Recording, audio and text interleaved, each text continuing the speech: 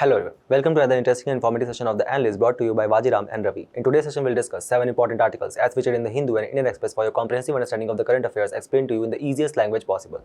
The topics are as follows. From your very important analysis section, keeping in mind the approaching mains examination of 2026, we will take up two news, where in the first news, we'll try to analyze the critical mineral import dependency of our country in the backdrop of the recent initiative which we have signed with the USA. Then, in the second topic, we'll try to analyze the conservation efforts which has been launched for the conservation of wetlands in our country and the recent debate which has reached to the floor of the Supreme Court.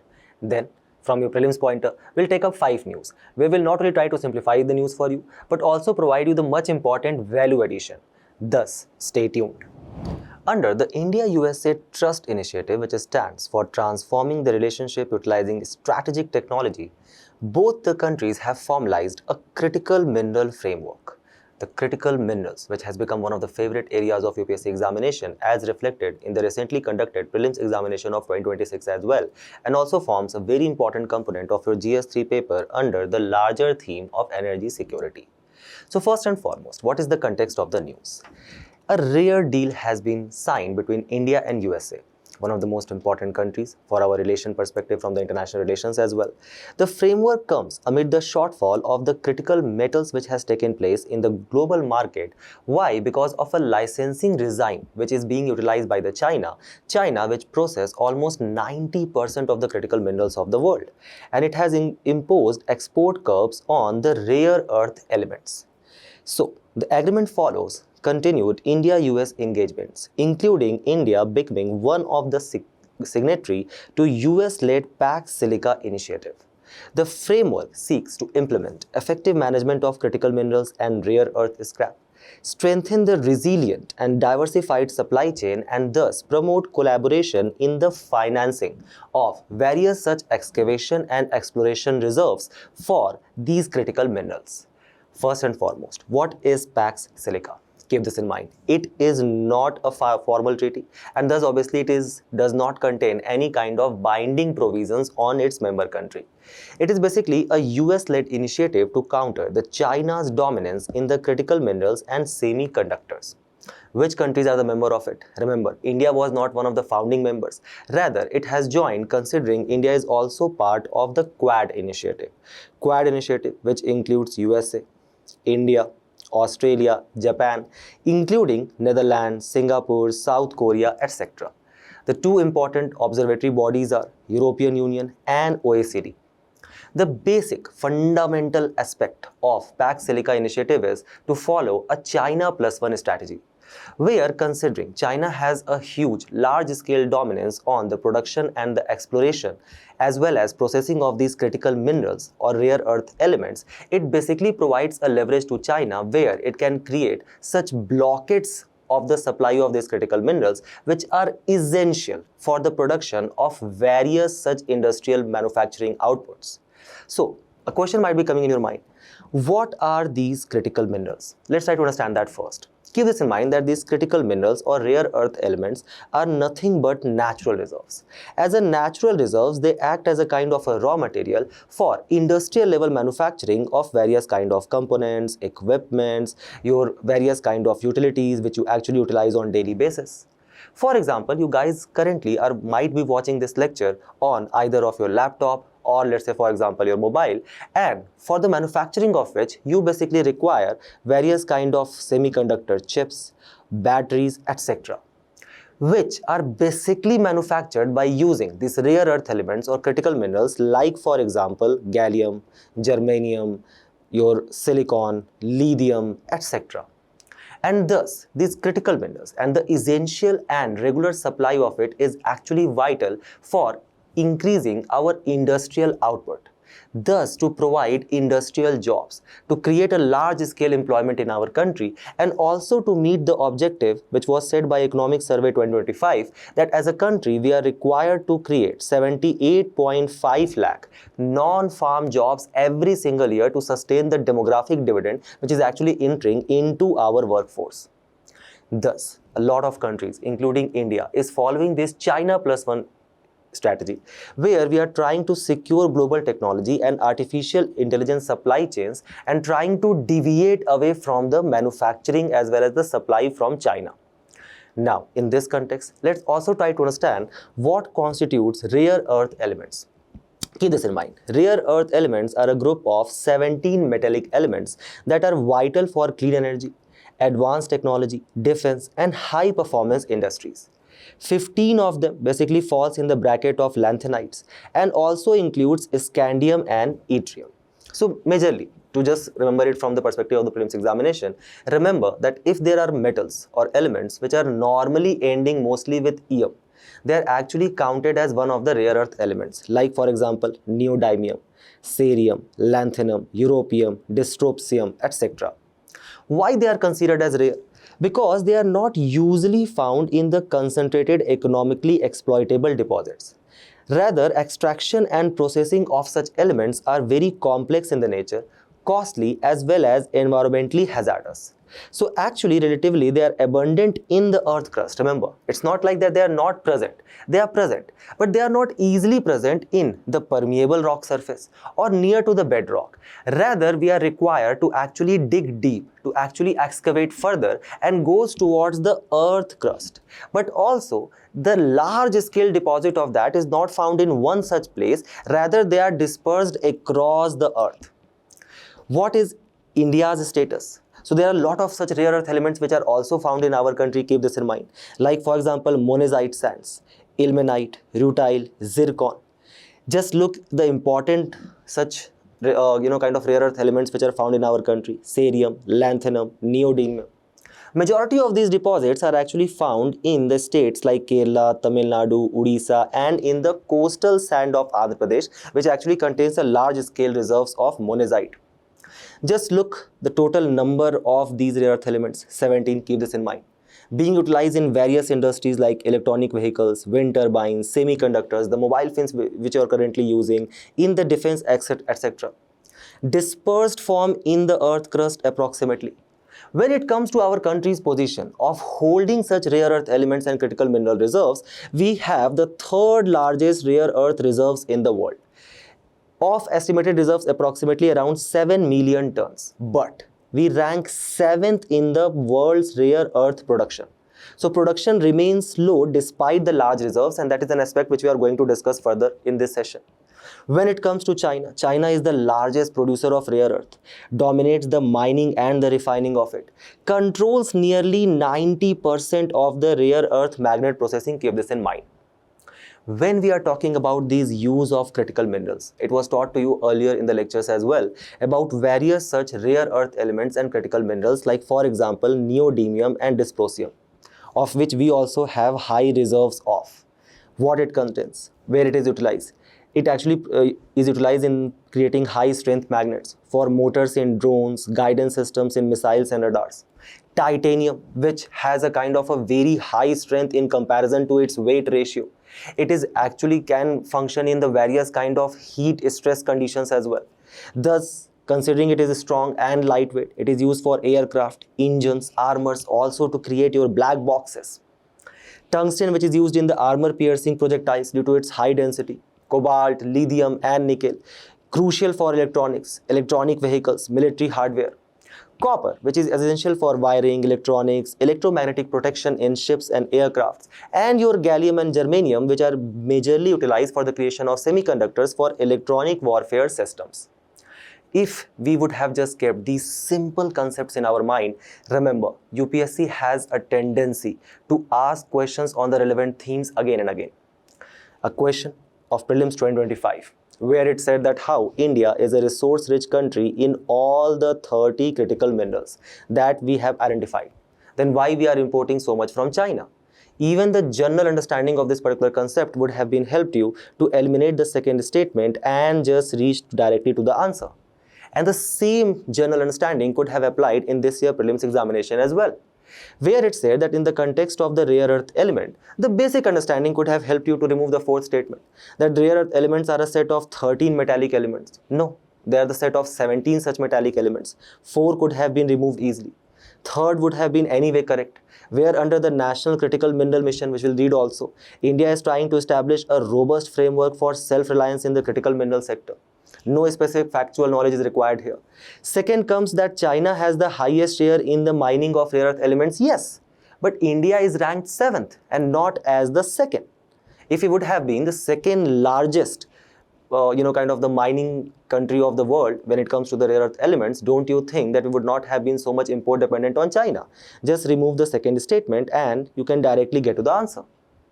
So remember, many of the time your general studies actually helps you to solving such factual questions in appearance in the examination as well. Now let's try to assess the status of our self-sufficiency when it comes to the critical minerals. And for that purpose, we are going to refer to a report that is Global Critical Mineral Outlook 2025, which has been released by the International Energy Agency. According to which, in the year of 24 to 25, the demand for this lithium, which again, keep this in mind, is essential for electronics, electric vehicles, military hardware. So let's say, for example, if there is kind of a war-prone situation or so much wars are fighting across the world, and for which we are moving towards the advanced mode of warfare, utilizing more number of drones, more number of ballistic missiles. To create that, you require more amount of lithium. Or let's say if we are deviating away from fossil fuels based vehicles, like let's say diesel or petrol run vehicles towards the electronic vehicles, you require what? More amount of lithium. So again, the demand of the lithium is significantly increasing. So much so that even it is also impacting the demand of the various rare earth elements, like for example nickel, cobalt, graphite.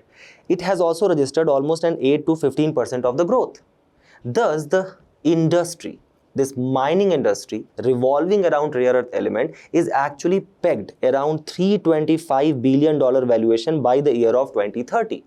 The major demand drivers are your electronic vehicles, your various energy storage system, renewable energy, artificial intelligence data centers.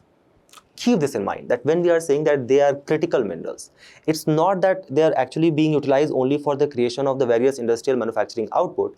Rather, they are also very much critical for our energy security and also to achieve our national goals. Let's say India has taken up a simple target. You guys also might be very much familiar about it, and that is called as Panchamrit target. Panchamrit target, which we took where at COP26 at Glasgow, where we set up a small target for ourselves that by the year of 2030, almost 500 gigawatt of our energy production will be coming from the source of renewable energy.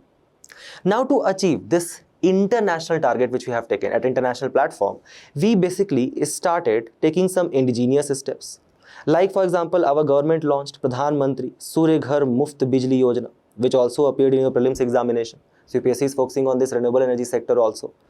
Under this, the government basically said that we are going to install 1 crore solar rooftop panels, right, which are functioning on the photovoltaic cells in residential sector by the year of 2027. And for the installation of such solar photovoltaic cells, right, rooftop panels, the government is going to bond the cost of 40% of total cost or provide 40% of subsidy. Now, let's say to do this, we actually need what? Photovoltaic solar panels. The photovoltaic solar panels, which are actually made up of silicon diode. And this silicon diode is what? A critical mineral. Do we have adequate supply of this? Just look here. When it comes to silicon, which plays a very important role in the creation of semiconductor and solar panel, just look at our country's import dependency, and that is almost 3/4 or 76%. Or let's say, for example, our government launched National Green Hydrogen Mission, under which we set up a target that we are basically going to produce 5 million metric ton of green hydrogen by the year of 2030. Now, to do that, you basically require what? You require a process of electrolysis. Electrolysis, which basically splits the H2O molecule or water into H2, that is hydrogen, and O2, that is oxygen.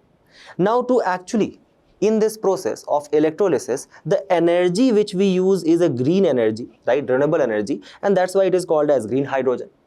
Now, for this process of electrolysis, you basically require an electrolyzer.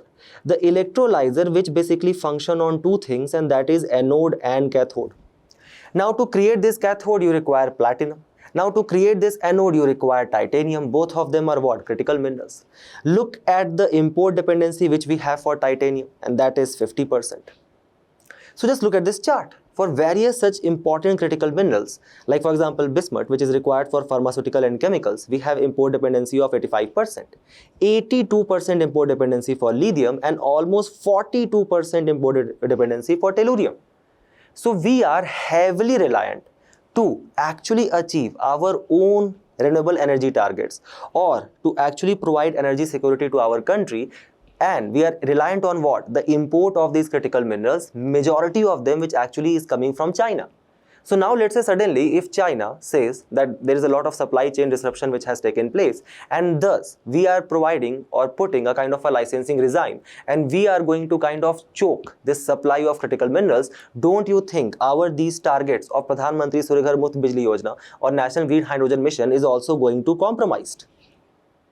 Also, from the prelims perspective, remember India's global standing in availability of other important metals like in steel, aluminium and coal. We are the second largest producer.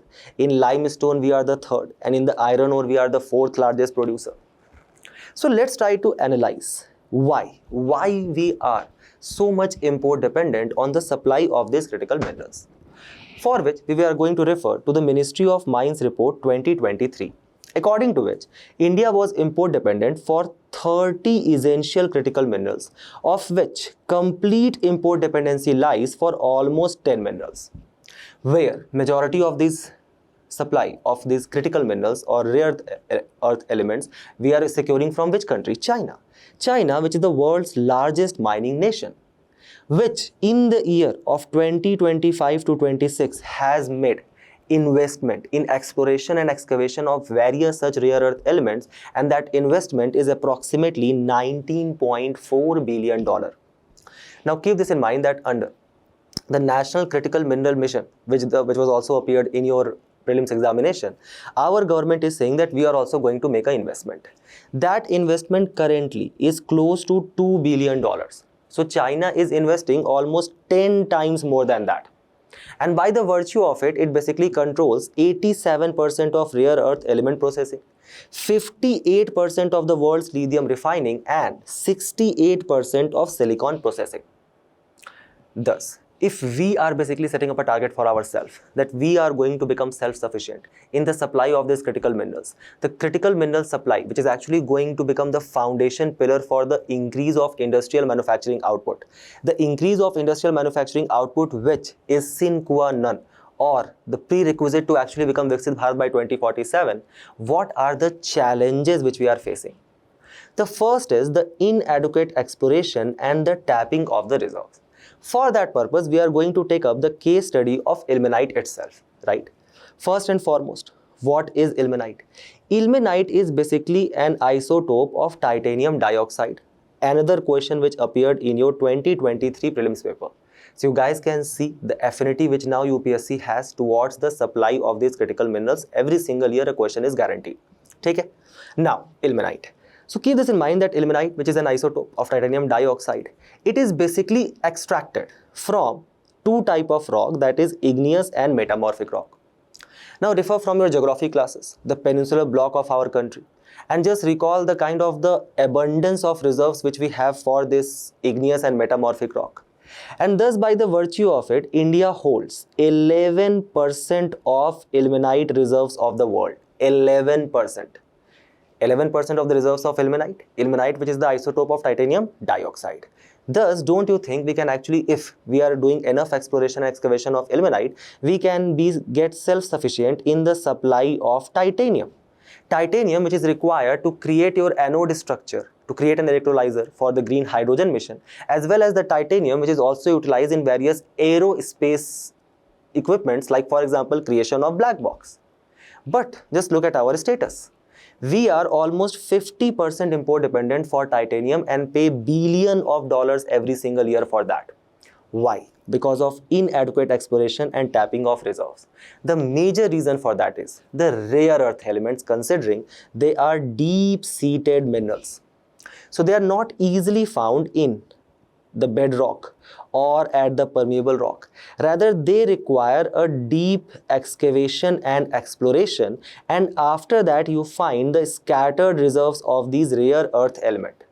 So there takes place a high risk investment in exploration and mining. Let's try to understand this aspect now.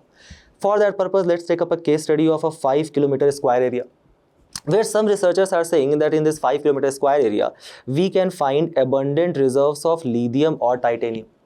Now that will require a 3-stage process. The first is an exploration exercise will take place to actually identify the potential reserves which exist here. For that purpose, you will basically deploy a large team of researchers, right, which are recruited from across the globe, the experts in their area. They will require a large scale machinery and technological equipments to actually do this exploration. That exploration can eventually go for years for, kind of a proof-based study. So don't you think that for the exploration, the first stage itself, there is a large scale technological upgradation. There is a large scale equipment and machinery which is required, as well as a large scale capital investment which also has a long gestation period. In the second stage, a geochemical mapping will take place. So in this stage, when a geochemical mapping is being done, we actually try to identify that whether these reserves are commercially viable or not. So keep this in mind that if we refer to the International Agency report, it says that in the world, let's say if 100 such mineral reserves areas are explored, only one out of 100 eventually becomes commercially viable. The third stage is a large scale geological study of that, geological exploration of that, a kind of a geochemical mapping which will be done.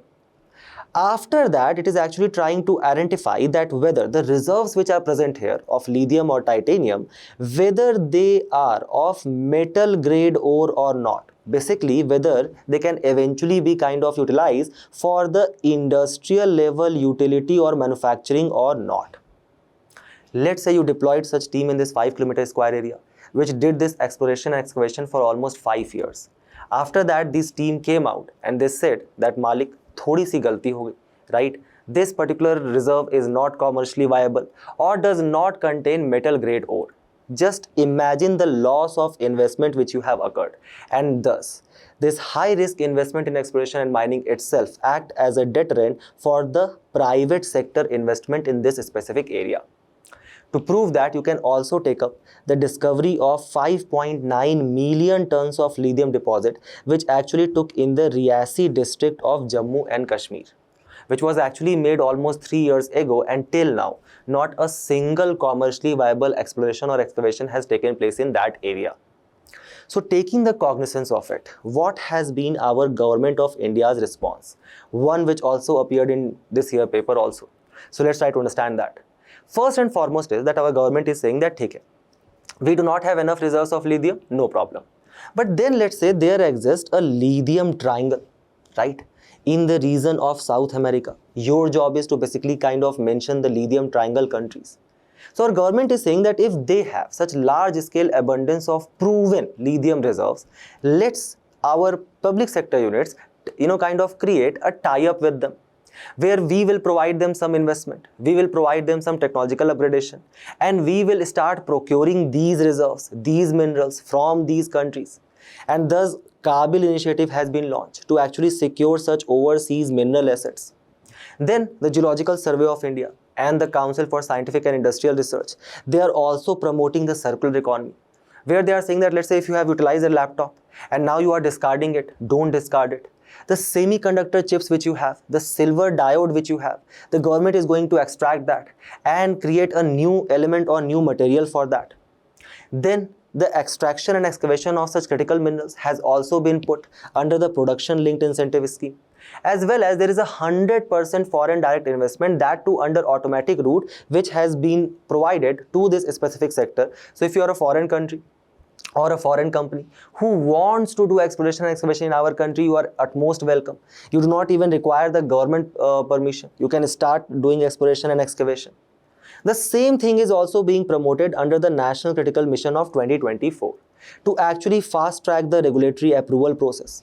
So the government is saying that now, if there is any application, let's say for example, I'm a foreign company and I'm saying that, okay, I want to explore this Riyasi district of Jammu and Kashmir. I want to see that whether these particular area do have commercially viable potential reserves of lithium or not. And I am submitting an application to the Ministry of Commerce here or the Ministry of Mines here, then such application has to be processed within 60 days. Then further such financial incentives are being provided to the private companies, where the government is saying that, see, under the Mines and Mineral Act 2023, now you can also mine, explore and excavate 6 out of 12 atomic minerals. Then the prospective stage exploration.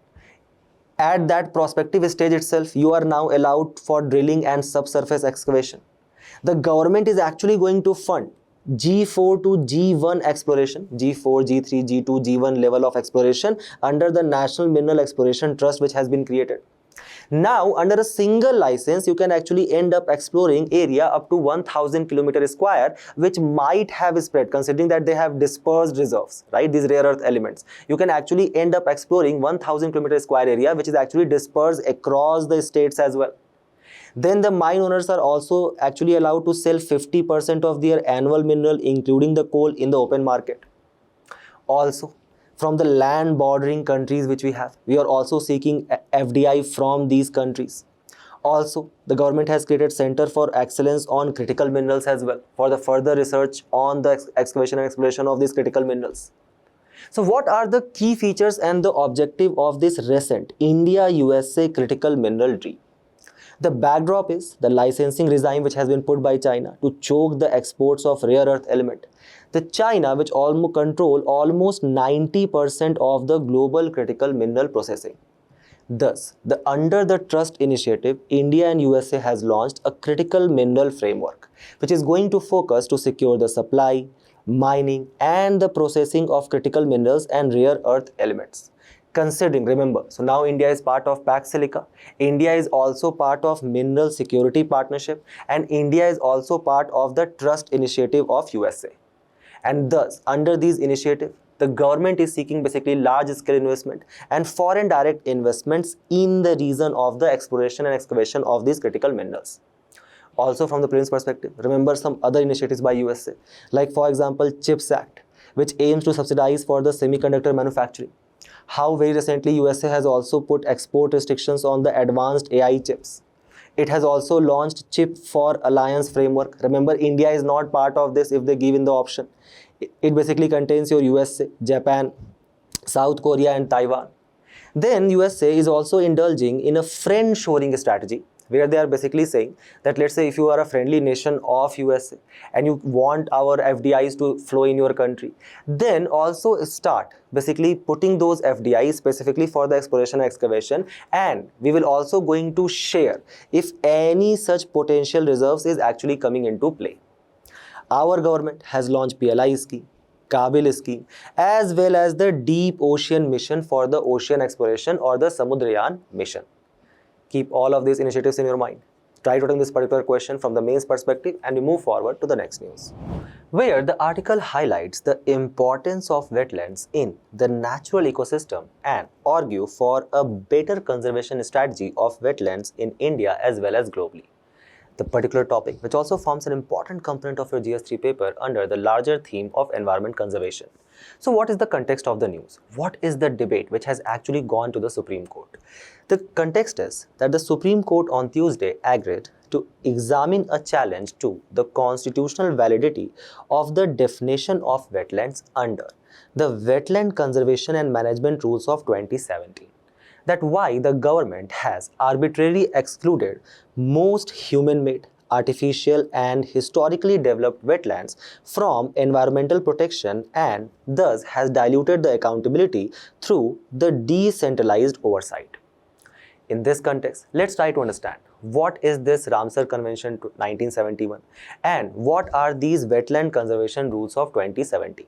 First and foremost, what are the Ramsar sites? Ramsar sites are basically those wetlands which are designated as one of the international importance under the Ramsar Convention, which was signed in the city of Ramsar, which is the part of a country Iran, in the year of 1971. The date of signing was 2nd of February. on the day where we celebrate World Wetland Day. And the theme of this year's 2026 World Wetland Day was Wetland and Traditional Knowledge, thus celebrating the cultural heritage, which was the first site under the Ramsar Convention of 1971 to be designated as the Ramsar site or a wetland site. That was Cobourg Peninsula in the region of Australia. The convention ultimately came into force with UNESCO as a depository in the year of 1975, and just 6 years down the line, under the Indira Gandhi government in the year of 1981, Chilika Lake and Gir National Park was declared as the first two Ramsar sites of our country. Thus, following the kind of the directive which has been given in the Ramsar Convention of 1971, our government has also kind of created a specific set of rules for the conservation of wetland. That is called as Wetland Conservation and Management Rules of 2017. But the definition is not exactly same as it has been put under the Ramsar Convention, and that basically becomes the bone of contention here. So what are the wetlands as per the Wetland Rules of 2017? It basically includes the area of marsh, fen, peatland or water. That can be either natural or artificial. Listen very carefully. That particular wetland can be permanent or temporary, where the water can be either static or flowing in the nature.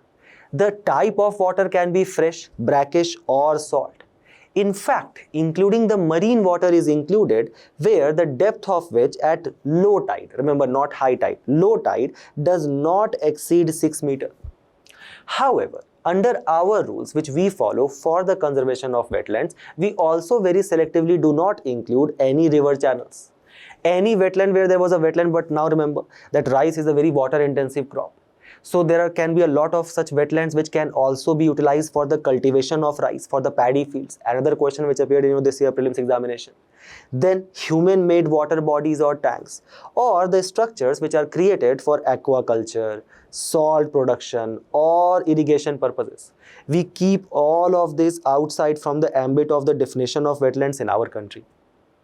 Thus, various environmentalist groups which are actually being represented by Ravindra Sinha, they have filed a petition in the Supreme Court where they say that the definition which we follow of the wetland under the Rule 2 Clause G of 2017 law, it is actually inconsistent with the Ramsar Convention, where the Ramsar Convention includes what? Both natural and artificial wetlands, whether permanent or temporary. That is exactly what we are also saying. But then we have provided a specific distinction. Under this distinction, we have excluded what? Water bodies, which are constructed for drinking water, irrigation purposes, salt production and paddy cultivation. Thus, don't you think it actually weakens the existing legal protection and thus end up moving a substantial majority of wetlands from the protection framework? That is the petition which has been filed from the various environmentalist group. Thus, to actually understand the fundamental idea behind this petition, we need to understand the importance of wetlands for the environment conservation. The first and foremost is that how they actually act as biological supermarkets, where they actually act as a kind of a sabji mandi or a very important food source for the various flora and very important fauna. So let's say, for example, there exists such wetland, right? In this wetland, there might be existence of already some flora or fauna, some aquatic plants, some aquatic species, right, which are inhabiting this wetland. So when they die, they are basically decomposed by various kind of microbes. And thus these microbes, they actually convert these dead plant, dead animals into kind of an organic matter which is called as detritus. Now, these detritus actually act as a very good organic food source for some various other flora and fauna, like for example, your small fishes or for example, insects. Then in the food chain, these fish and insects are then further consumed by large predators who also start inhabiting these wetlands. Like for example, it can be some birds or it can be some reptiles, thus creating a kind of an extensive food chain or biological supermarket. That is why these wetlands are also a preferred site for or as a resting site for the birds which actually flies through Central Asian flyway. Like for example, there exists a Deong reservoir in the region of Nagaland, which has actually emerged as one of the most important sites for the resting of Amur falcon. Some of you might be like, what is this Central Asian flyway? Let's say, for example, there are some birds like Amur falcon, which are naturally found in the temperate region of the world. But when the sun moves towards Tropic of Capricorn, these temperate regions actually, kind of faces a large scale harsh winter. So to actually avoid that, these birds, they actually start following the route of the sun, start flying towards Tropic of Capricorn. While they are doing that, they actually utilize these biological supermarkets which are naturally available for them as a resting place, as it is done by the Amur falcon at Degong Reservoir. The Degong Reservoir, which is actually in Nagaland, and that's why Nagaland is also called as Amur falcon capital of the world. Keep this in mind. Then the same wetlands also act as a natural sponge against any kind of surface water runoff, flood control, etc. So let's say, for example, if there is a overflowing of river which is taking place, and then there is a wetland, right, which is actually present at the subsistence level, or for example at the low plains, then that will basically end up accumulating the overflow of these rivers, actually helping in flood control. At the same point of time, let's say for example, in this river which is overflowing, there was a large scale presence of nitrogen or phosphorus. These kind of elements were present there. Over a period of time, right, when they actually settle down in the wetland, they start accumulating other nutrients and thus they become more heavier.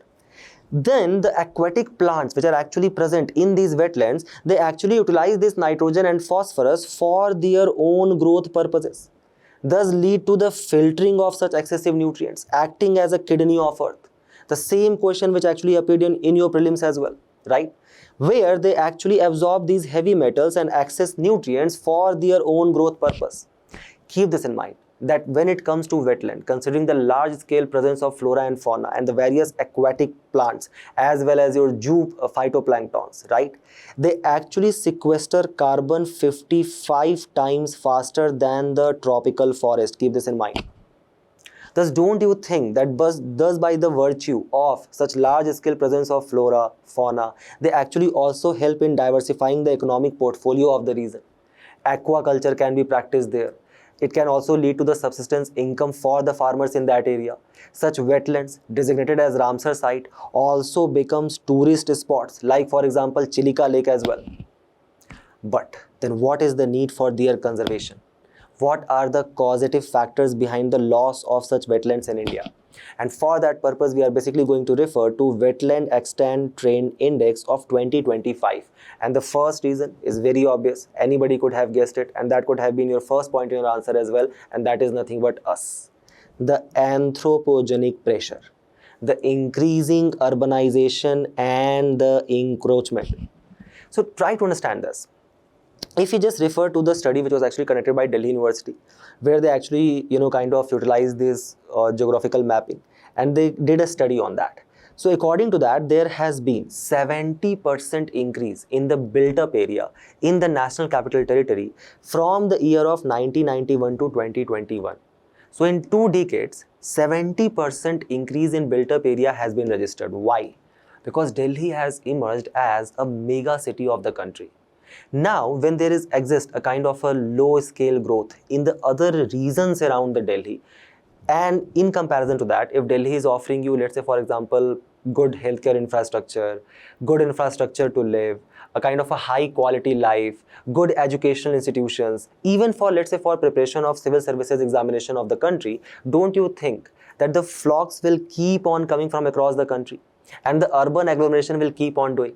And to sustain this population, you require to create a new built-up area where you will create that. So these wetlands, who provide us a very important ecosystem services, being completely unaware about that, we actually started, kind of creating urban infrastructure on those wetlands itself, leading to what? 97% wetland loss which has been registered in the region of Delhi. Then keep this in mind. They also act as a sponge to all the pollution which we are generating. The untreated sewage, the industrial effluents, the fertilizer runoffs, the solid waste dumping which is being done. Take an example now of Sakhya Sagar in Madhya Pradesh. which is also one of the tentative Ramsar sites in the country, where the untreated sewage flow led to what? Algal blooms, right? Eutrophication, water hyacinth outbreak. Water hyacinth is a kind of an invasive species. And thus this entire, kind of a biological supermarket which we were discussing has actually been ceased to exist in this Sakhya Sagar in MP. Then the land use change which will keep on taking place. Why? Because of the expansion of agriculture or the climate change which is taking place. The large scale global warming which is actually will end up leading to the drying up of these wetlands. Or for example, if our population just keep on increasing, don't you think that to actually sustain this population, you require more area under agriculture? That was the fundamental crux of the question which was asked in this year as well. So for that purpose, don't you think that you will actually end up utilizing this wetland area to actually convert them into paddy cultivation sites, leading to what? 30% total wetland loss in our country since the year of 1990.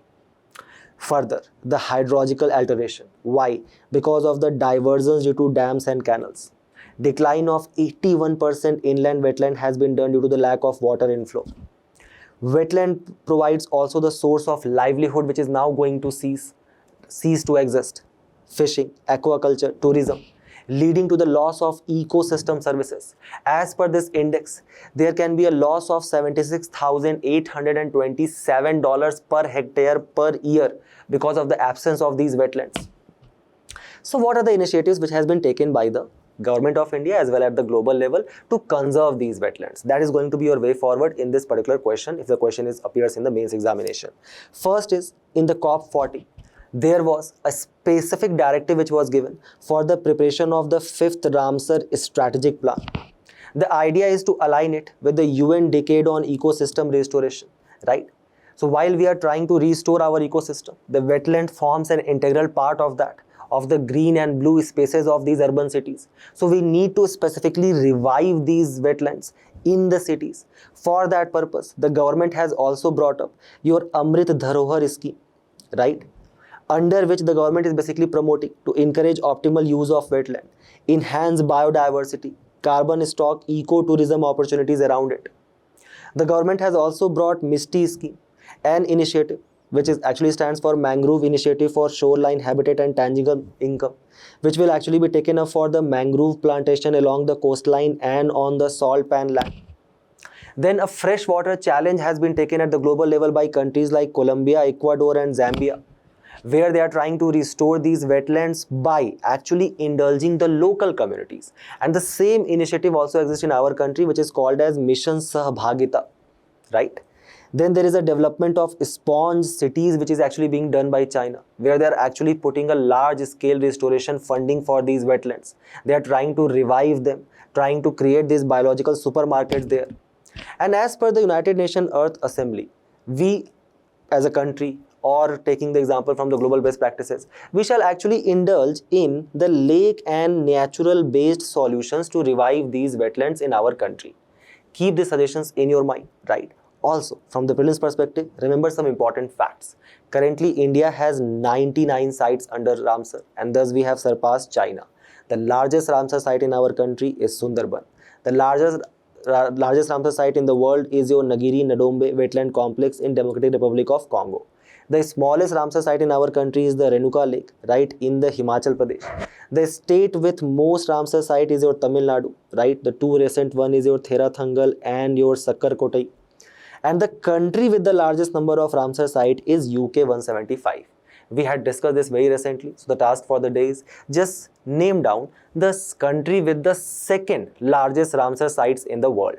Attempt this mains question and we move forward to the next news, where we'll cover a topic which has relevance not only from the perspective of the prelims, but also it can appear in this year mains paper as well, and that is anti-defection law. So what is the context of the news?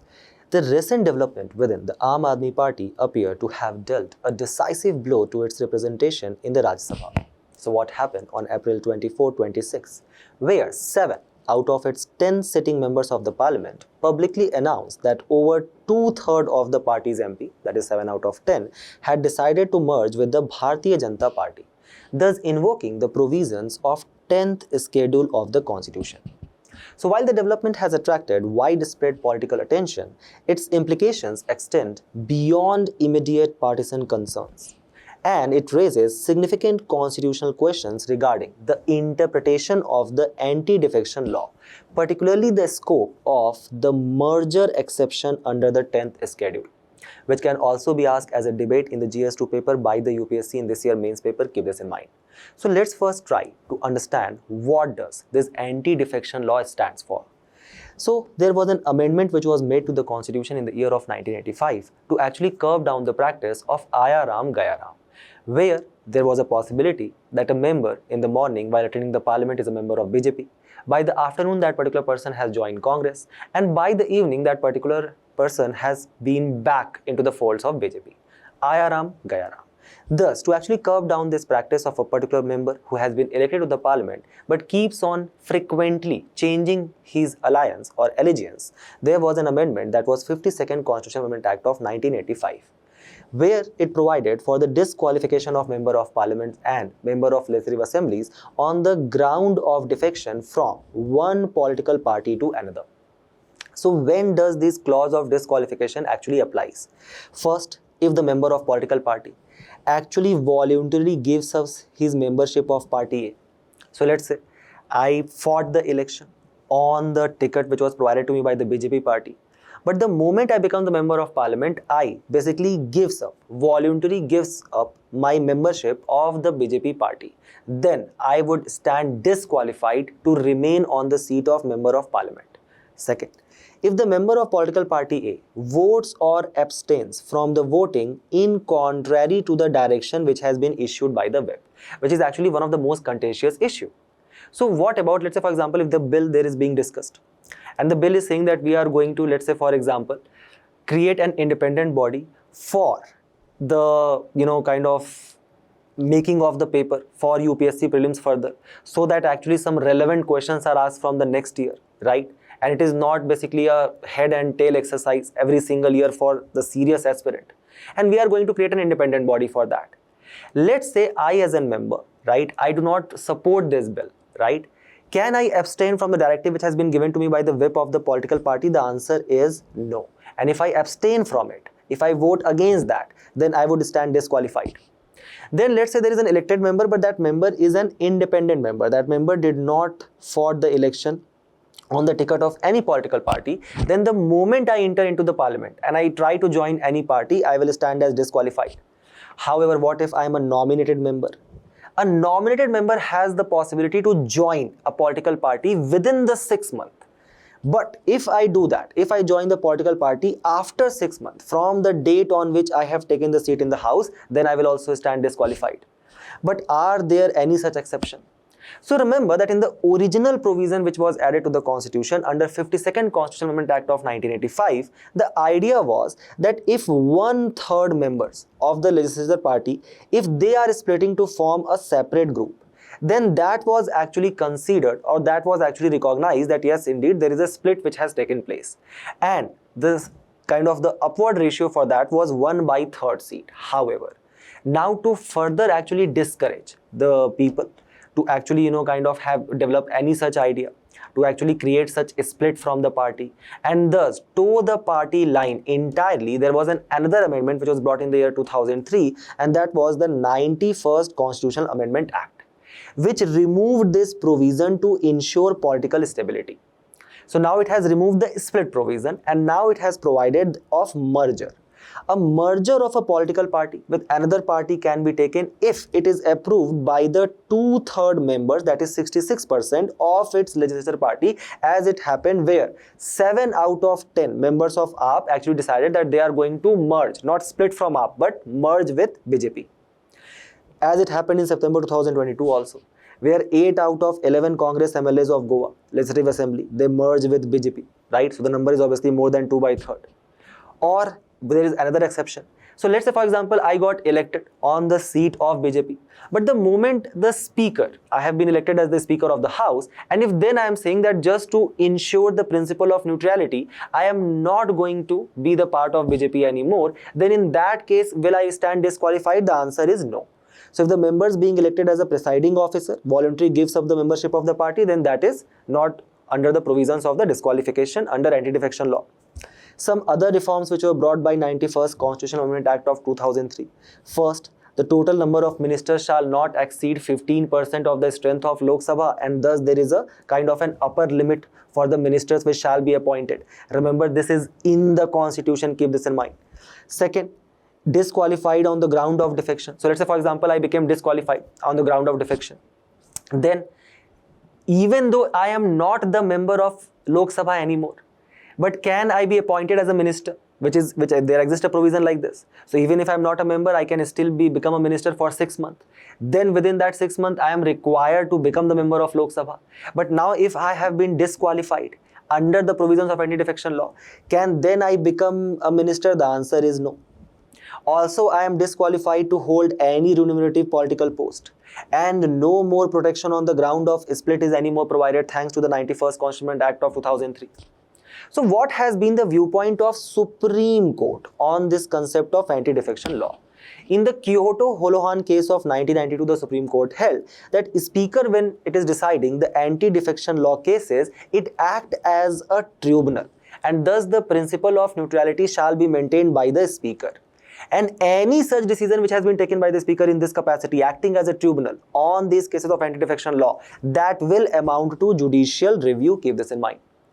Then in Ravi S. Naik versus Union of India 1994, Supreme Court further held that there shall be wide interpretation which shall be taken up of the voluntarily giving up the membership, which includes the conduct of the member as well as the public statement which has been made by the particular person against the party interest, as it was being done by one of the member of AAP. You guys also might be following this news.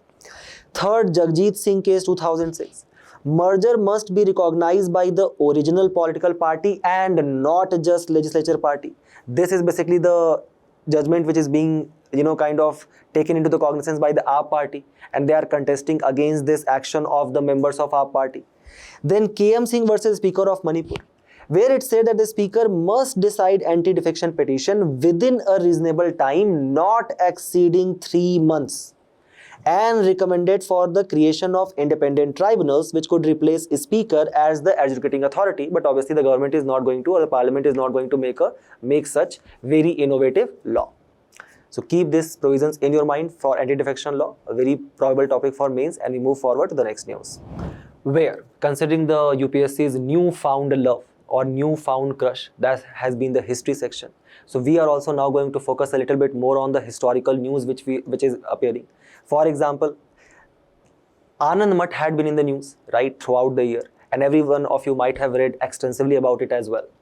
But a very surprising fact that when UPSC is asking a random question like Rag Bilawal, they are actually afford to do so because they can end up proving that how when Rabindranath Tagore in the 1896 Calcutta session, when he sang Vande Mataram for the first time, he actually chose Rag Bilawal because it is considered to be one of the pure rags, right? And that's how they actually got to that particular question. So from now onwards, we are also going to form these interlinkages and focus on the historical section. So what is the context of the news?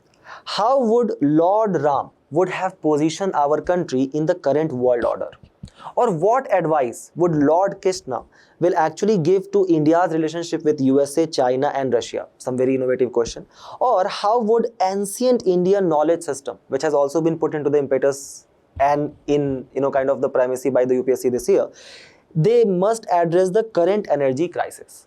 So these are among the questions which are actually being explored at the Nalanda University, which draw students currently from over 30 countries through its specialized postgraduate discipline, that is international relations and the peace studies.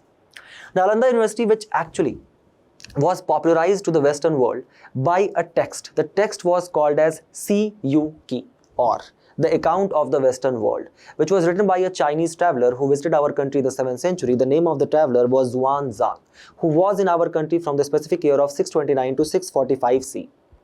So he actually wanted to visit India. Why? Because the various philosophies of Buddhism had actually become popular in China. One of such philosophy was Yoga-Char principle. What is Yoga-Char principle? Yoga-Char principle of Buddhism basically says that each one of us contains Tathagat Garb of Buddha. So basically Buddha was just like us, like a mortal human being.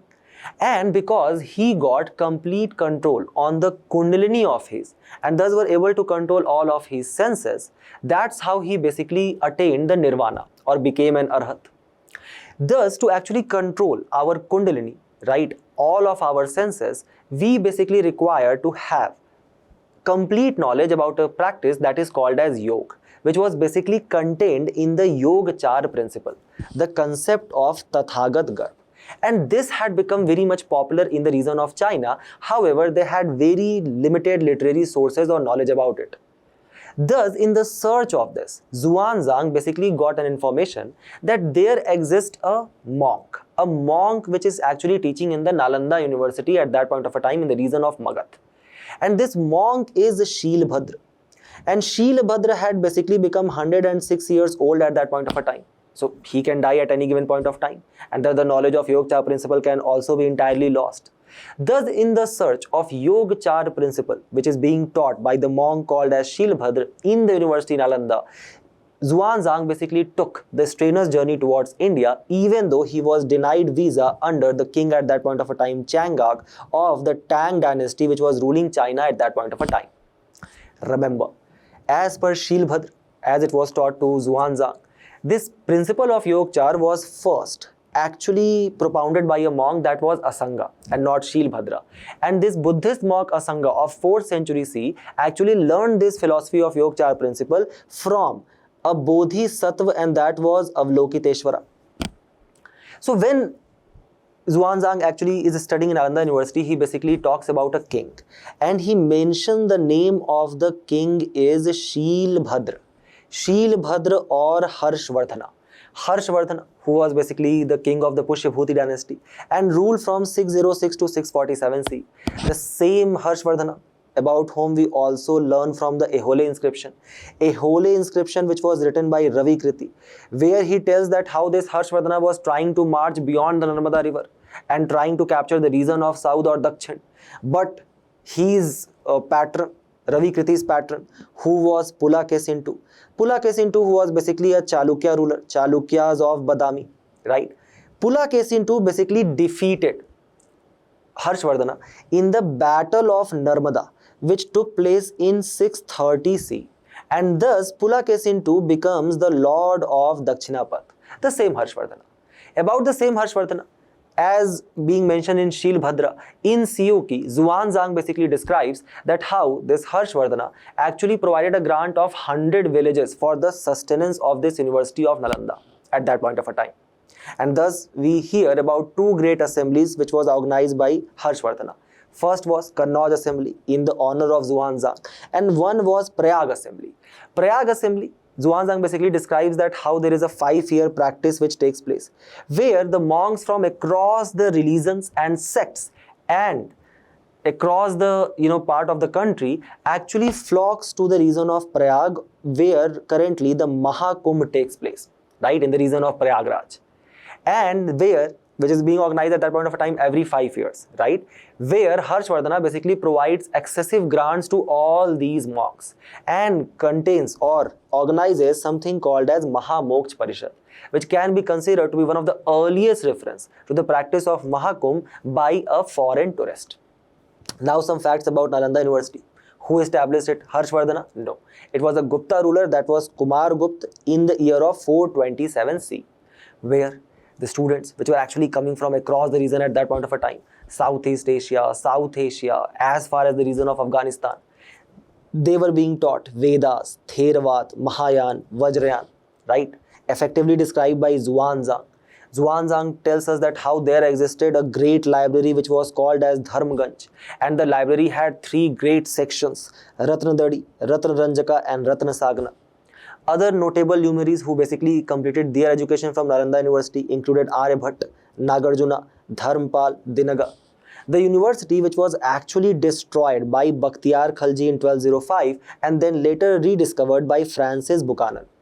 Very recently, the years-long efforts to re-establish the Mahavihar, known as the first international residential school in the world, keep this in mind, and home for learned monks and teachers, as for example Aryabhatta and Xuanzang, from Nagarjuna to Aryabhatta, came to the fruition when our Prime Minister actually inaugurated a specially designed new campus in the region of Bihar, keep this in mind. also.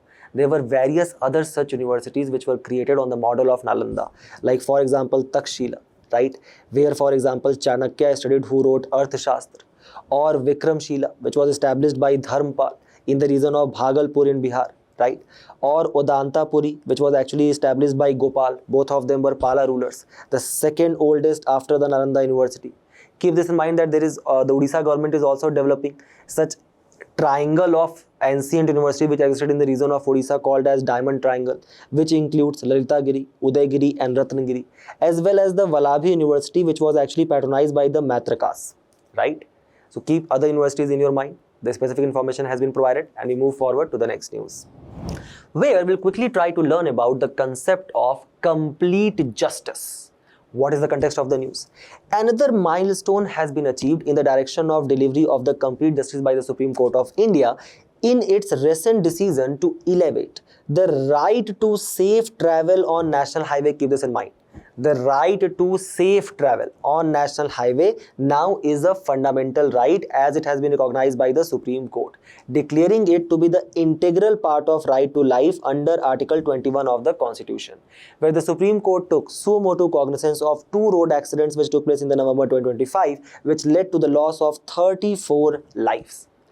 There is a snapshot which has been provided by the article itself on the road accidents in our country, where even though the national highway only comprises of 2% of the roads across country, only 2%, but it accounts for 30% of the fatalities.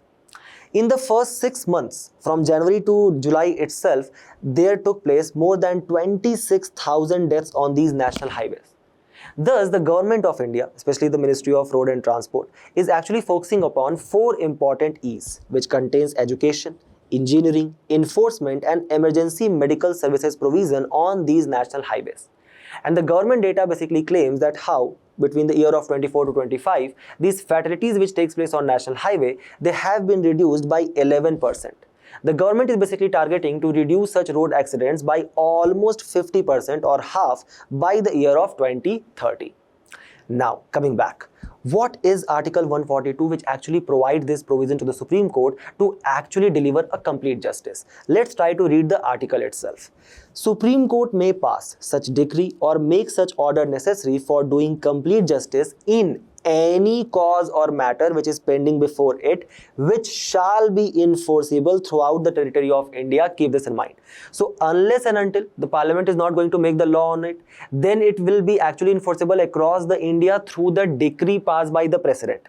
And then now the government is actually required to make a law on it because the Supreme Court has delivered a justice under Article 142 of the Constitution. What is this concept of complete justice? So keep this in mind that Supreme Court is considered as the custodian of the Constitution, which actually enables it to go beyond the procedural constraint. The Supreme Court itself has said that non-exercise of Article 142 or complete justice actually may lead to the travesty of justice. And thus it is actually exercised to ensure the observance of the due process of law, right?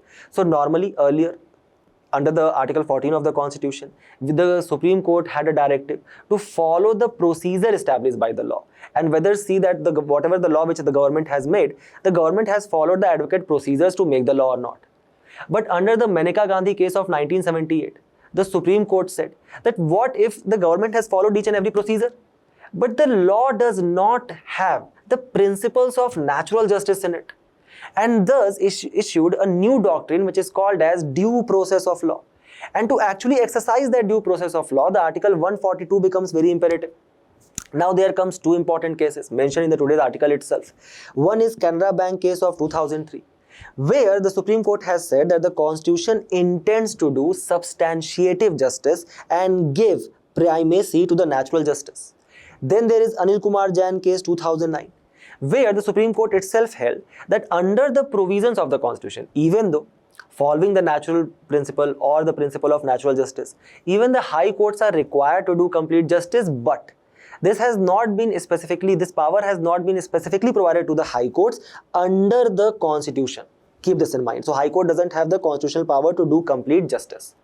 Now, following this principle of due process of law, there are a lot of such rights which has been included by the Supreme Court under Article 21 of the Constitution, which provides you right to dignified life, such as right to decent environment including pollution-free water and air, the right to privacy under K.S. Puttaswamy, right to free education up to 14 years of age, right to free legal aid, right to travel abroad, right against the custodial harassment, right to emergency medical aid, right of women to be treated with decency and dignity, keep this in mind, right to information, and a very recent one which was actually included in the Ranjit Singh case by the Supreme Court, and that was right to be free from the adverse impact of climate change.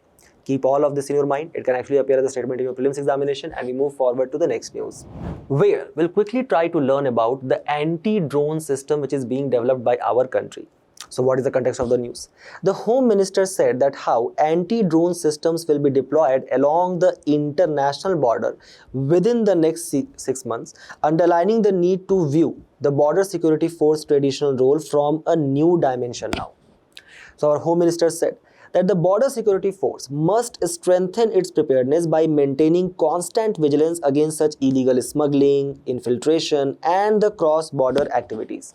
Highlighting the center decision, keep this in mind, to expand now the border security force jurisdiction from the earlier 15 kilometers to now almost 15 kilometers region from the border. Take it.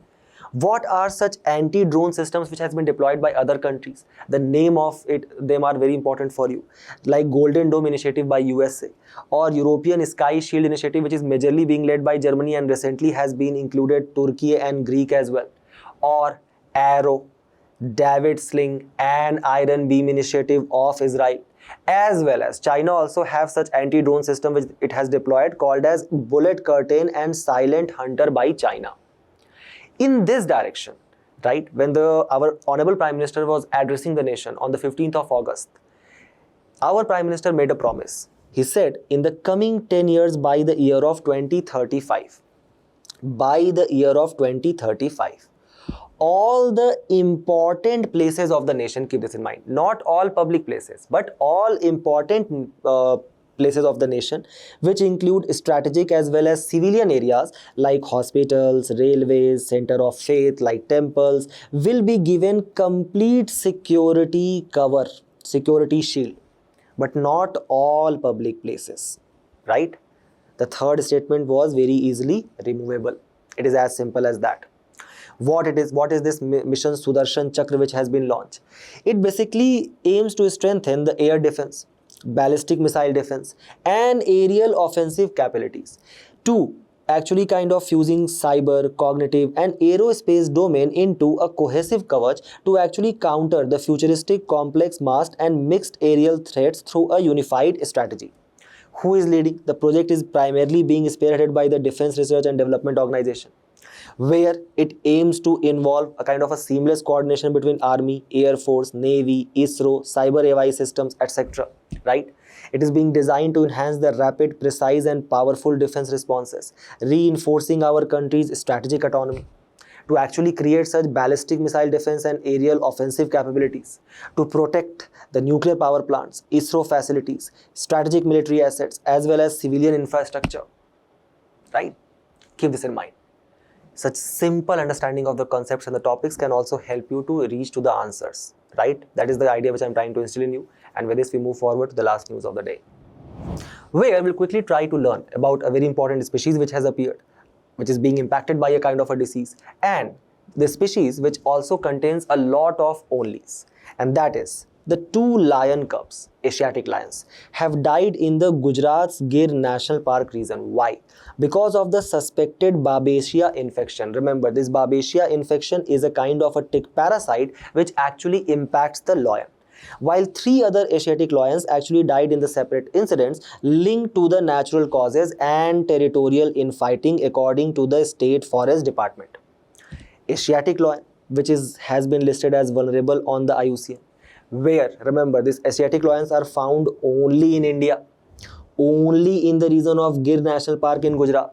They have also been listed as an Appendix 1 of CITES and Schedule 1 of Wildlife Protection Act of 1972, and recently we indeed have registered the increase in their population of almost 32% since the year of 2020. So there are such 7 big cats, right? Remember, very recently the International Big Cat Alliance was in the news as well, right? Under which there was a Delhi Declaration for their protection which was signed. All of these 7 big cats, their specific WPA listing, their IUCN listing, and their CITES listing has been provided to you here.